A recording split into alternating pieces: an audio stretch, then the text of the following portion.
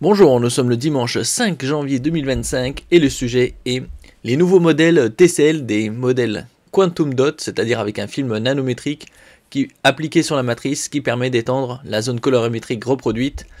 Et c'est des modèles qui sont sortis en Chine récemment et probablement sortiront chez nous dans les mois qui viennent sous différentes appellations, que ce soit le TCL T6L ou le TCL C11K. Et nous allons voir les specs ensemble. N'oubliez pas de vous abonner pour plus de news sur le monde de la high-tech, ainsi que les bons plans, également sur mon Twitter et en description sous toutes mes vidéos.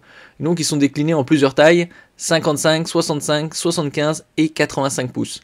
Comme on peut le voir sur l'image, ici sur la partie droite, il y a deux subwoofers pour les caissons de basse, les basses fréquences.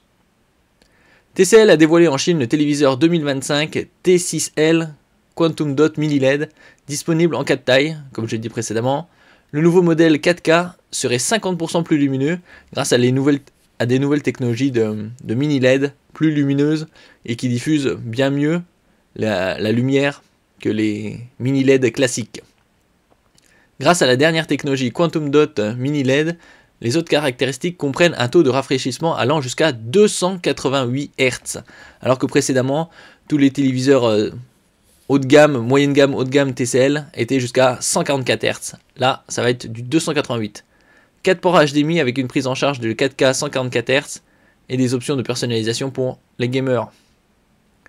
Et donc d'après TCL, c'est 53,8% plus lumineux et 10% plus économe en énergie. Il y a également les zones, comme c'est des mini LED, le rétroéclairage est divisé en zones et plus il y a de zones, plus l'écran est lumineux et précis pour la qualité d'image. Le nombre de partitions de rétroéclairage varie sur le T6L de 180 à 420, selon la taille du modèle. Bien évidemment, c'est par ordre croissant. La luminosité maximale est de 1100 nits pour les deux plus petits, c'est-à-dire 55-65 pouces, et 1300 pour les 75-85 pouces. En ce qui concerne la couverture de DCI-P3 qui est propre au cinéma, c'est 98%, ce qui est très élevé. Et un très bon score. Pour avoir des scores aussi élevés ou un peu plus élevés, il faut du Quantum Dot OLED qui est dans les 99-100%.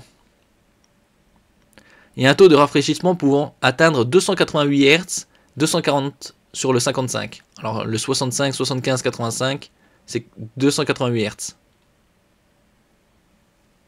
4 prises HDMI, comme la plupart du temps sur ces téléviseurs. Une prise USB 3.0, 2.0. Ici, on a davantage d'images sur le site avec les différentes technologies OLED, mini LED. Et on voit ici l'évolution de la luminosité depuis qu'ils ont lancé les mini LED sur le marché il y a déjà environ 6 ans. Des capsules qui permettent de diffuser bien mieux la lumière.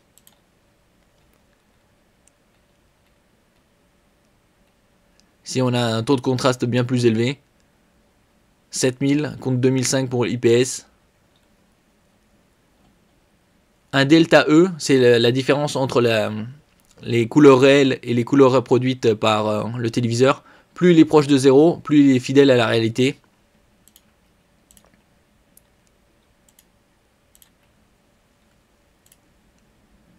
On a une couverture, comme je disais précédemment, 98% du DCI-P3, donc très élevé. Et un très bon delta E inférieur à 1. Et donc comme c'est dans l'air du temps, il est également boosté à l'IA. 16 sections. Différentes pour que ce soit le gaming ou les films. Ici on a la connectique, USB 3.0, 2.0, LAN, Ethernet. 4 Go de RAM, 64 Go de mémoire pour le système Smart TV. Connectique Wi-Fi 2,4 5 GHz.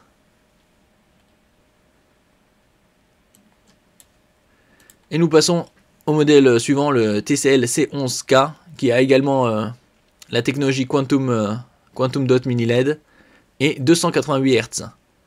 Légèrement différent puisque celui-là, il a un système audio Bang & Olufsen, une marque danoise, alors qu'en général sur TCL, c'est le japonais qui a été récemment racheté par TCL, Onkyo.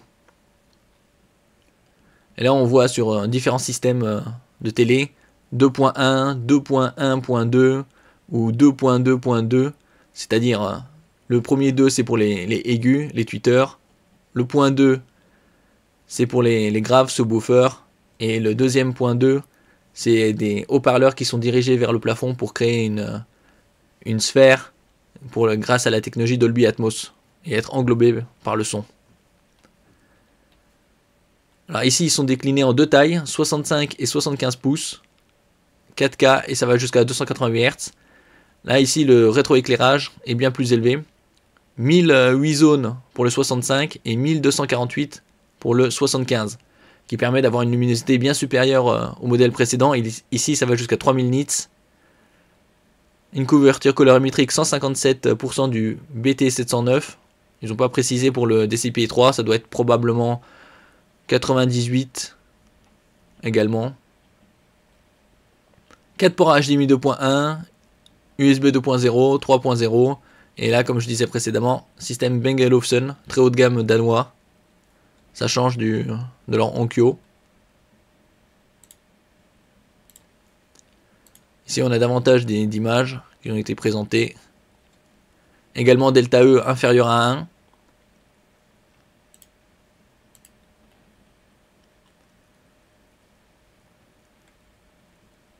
La connectique, également l'intelligence artificielle, comme toujours. De plus en plus présent dans les systèmes.